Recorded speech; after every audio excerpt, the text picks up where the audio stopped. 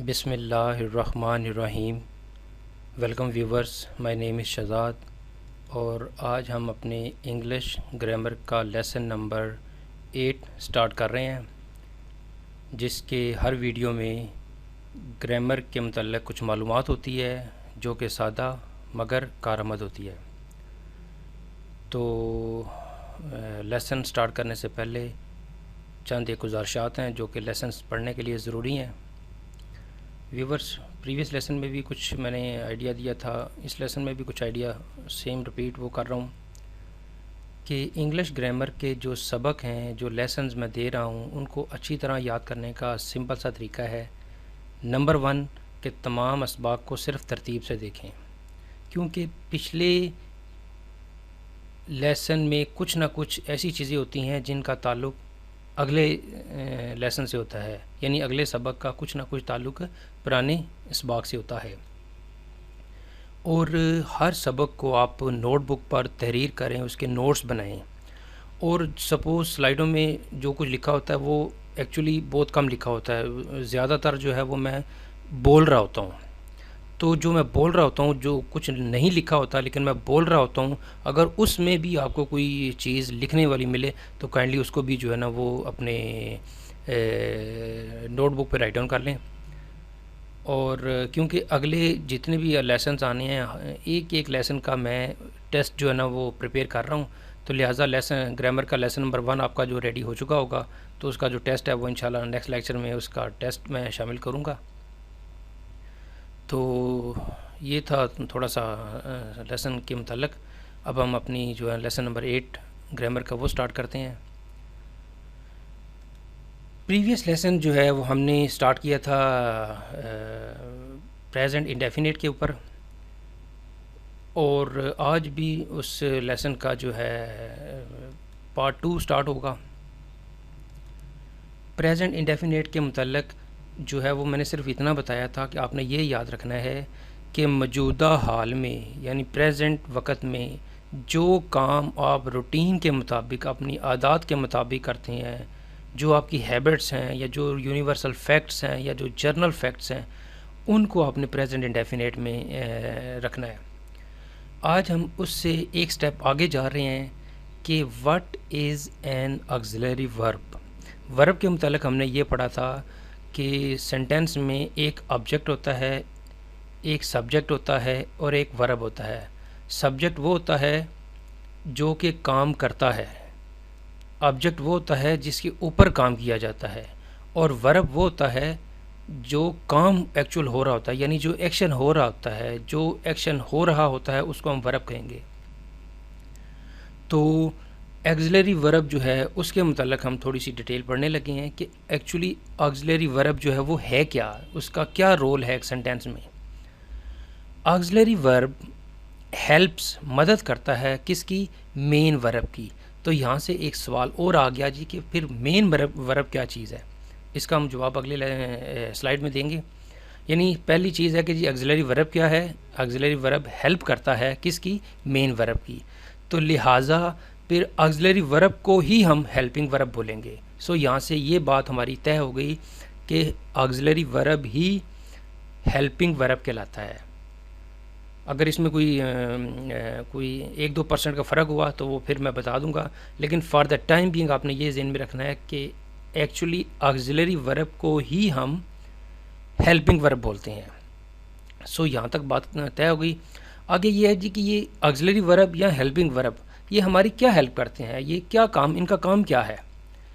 ये क्या करते हैं जी, number 1 to make question and negative in sentence, यानी सवालिया फ़िक्रे और मनफी फ़िक्रे जो सेंटेंस में हम बनाते हैं वो हेल्पिंग वर्ब की मदद से बनाते हैं। यानी अगर आपसे ये सवाल पूछे कि अगर आप प्रेजेंट इंडेफिनिट में, बल्कि सारे टेंसेस में, लेकिन मैं चूँकि इस वक्त प्रेजेंट इंडेफिनिट की बात कर रहा हूँ, सवाल ये आए जी कि प्रेजेंट इंडेफिनिट टेंस में आप सवालिया और मनफी फ़िक्रे जो हैं वो कैसे बनाएंगे। तो आपका जवाब सिंपल होना चाहिए कि हम हेल्पिंग वर्ब को इस्तेमाल करते हुए अपने जो है ये सवालिया और मनफी फ़िक्रे बनाएंगे, यानी बना सकते हैं।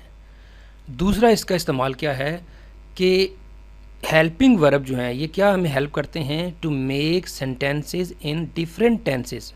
यानी जिस तरह मैंने कहा था कि ऑब्जेक्ट के चेंज होने से ज़माना नहीं बदलेगा, सब्जेक्ट के चेंज होने से ज़माना नहीं बदलेगा, अगर बदलेगा ज़माना तो वो सिर्फ वर्ब से बदलेगा।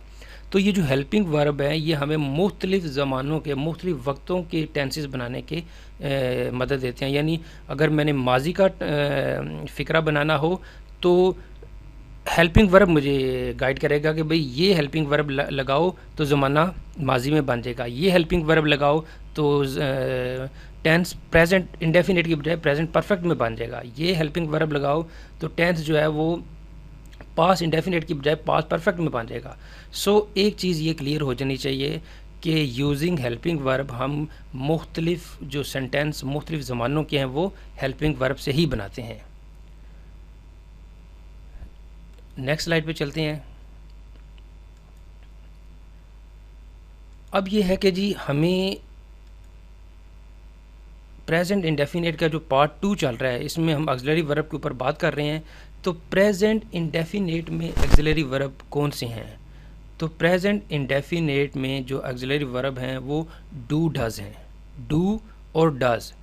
डू जो है वो आई और वही के साथ, दे के साथ यानी प्लूरल के साथ, जमा के साथ होगा।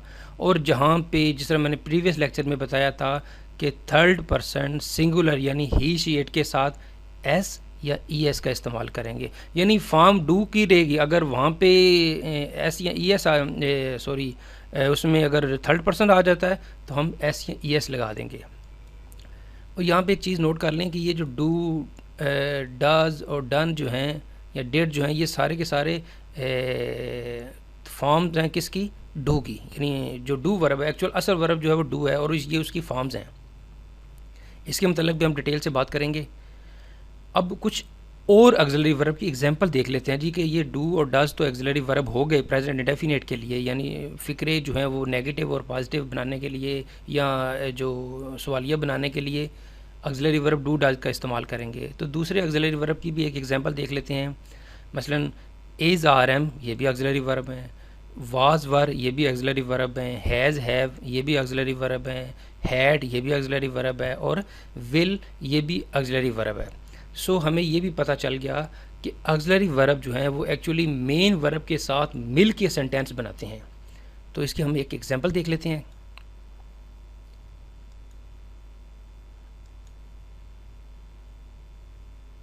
हम लेसन नंबर 8 का प्रेजेंट इंडेफिनिट का पार्ट 2 कर रहे हैं।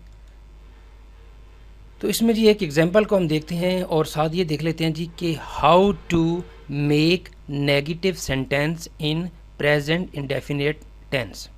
सो अब हमारा जो है सवाल जो आ रहा है कि हमने शुरू में कहा था कि प्रेजेंट इंडेफिनिट में नेगेटिव बनाने के लिए हम किसका इस्तेमाल करेंगे? हेल्पिंग वर्ब का। तो लिहाजा हम उस यानी और उसका प्रेजेंट इंडेफिनिट का हेल्पिंग वर्ब कौन सा है? Do and does. तो देखते हैं जी कि अब डू एंड डज के साथ हम हेल्पिंग वर्ब को इस्तेमाल करते हुए ये जो है नेगेटिव सेंटेंस कैसे बनाते हैं।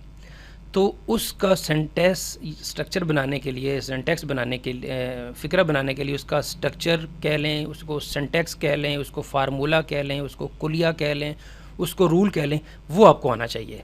यानी वो रूल कुलिया सेंटेक्स स्ट्रक्चर क्या है कि सबसे पहले सब्जेक्ट आता है, फिर ऑक्सिलरी वर्ब आता है, फिर नॉट आता है, फिर मेन वर्ब फर्स्ट फॉर्म के साथ आता है और एट द एंड ऑब्जेक्ट आता है।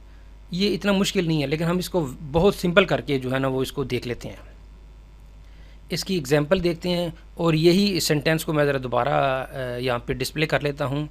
अब मैं फ़िक्रा बनाने लगा हूँ। आई यानी सब्जेक्ट, ऑक्सिलरी वर्ब कौन सा है जी? आई के साथ क्या लगेंगे? डू। अगर ही होता तो डज और आई है तो डू। आई डू यानी ऑक्सिलरी वर्ब। नॉट अपनी जगह पे आ रहा है। मेन वर्ब है जी गो। मैंने फ़िक्रा ये बनाना है कि मैं स्कूल नहीं जाता, तो इसका सेंटेंस क्या बनाऊंगा? I do mean auxiliary verb, not अपनी जगह है। मेन वर्ब कौन सा है जी? गो। ये इन्फिनिटिव फॉर्म ऑफ वर्ब, ये हम बाद में डिस्कस करेंगे। और क्या मैंने जाता हूँ जी? स्कूल।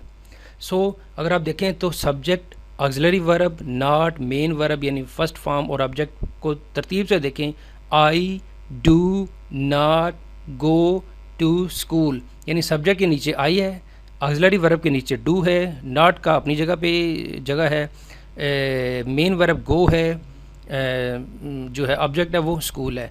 तो इसका स्ट्रक्चर आपने देखना है, यानी जितने भी सेंटेंस बनाने हैं उसका अगर आपको स्ट्रक्चर समझ आ जाए तो हज़ारों फ़िक्रे बना सकते हैं। यानी हमने फ़िक्रों को नहीं ज़हन में रखना, हमने सिंटैक्स को ज़हन में रखना है। यानी सिंटैक्स को हम स्ट्रक्चर भी बोल लेते हैं, कुलिया भी बोल लेते हैं, फार्मूला भी बोल लेते हैं, रूल भी बोल लेते हैं।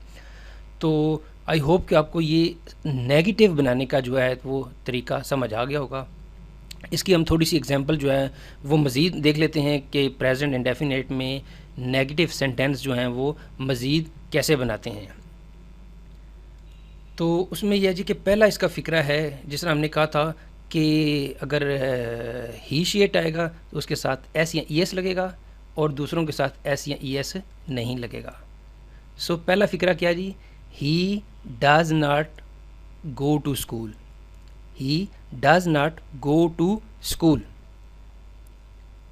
ही does not go to school, यानी ही शी इट है तो एस या ई एस हमने लगा दिया।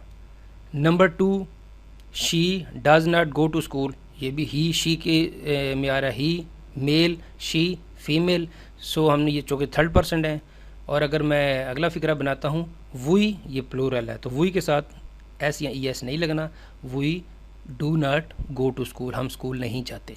सो बेशक ये बिल्कुल सिंपल फ़िक्रे हैं, लेकिन आपने इन फ़िक्रों की बजाय सिंटैक्स के ऊपर गौर करना है, क्योंकि जब सिंटैक्स का जो है वो क्लियर हो जाए तो बाकी सारी चीज़ें खुद क्लियर हो जाती हैं।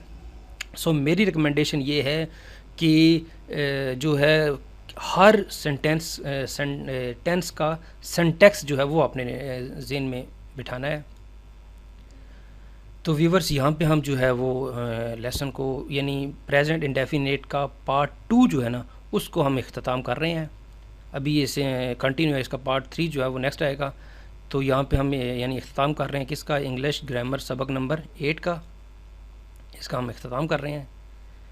और नेक्स्ट ये है जी कि अगर आपको ये वीडियो पसंद आता है, if you like this video, तो फिर काइंडली आपने क्या करना है, इस वीडियो को लाइक करना है, सब्सक्राइब करना है। सब्सक्राइब करने का ये फ़ायदा होगा कि हमारा एक सब्सक्राइबर बढ़ जाएगा और जो व्यूवर्स यूज़र इसको सब्सक्राइब करेंगे उनको उनके ईमेल पे एक मैसेज आ जाया करेगा हमेशा कि भाई ये क्विज़ एंड क्विज़ चैनल वालों ने एक नया वीडियो अपलोड कर दिया है और काइंडली आपने इस वीडियो को शेयर ज़रूर करना है। मज़ीद मालूमात के लिए आप हमारी वेबसाइट को विज़िट कर सकते हैं और हमारे फेसबुक के पेज को भी लाइक कर सकते हैं।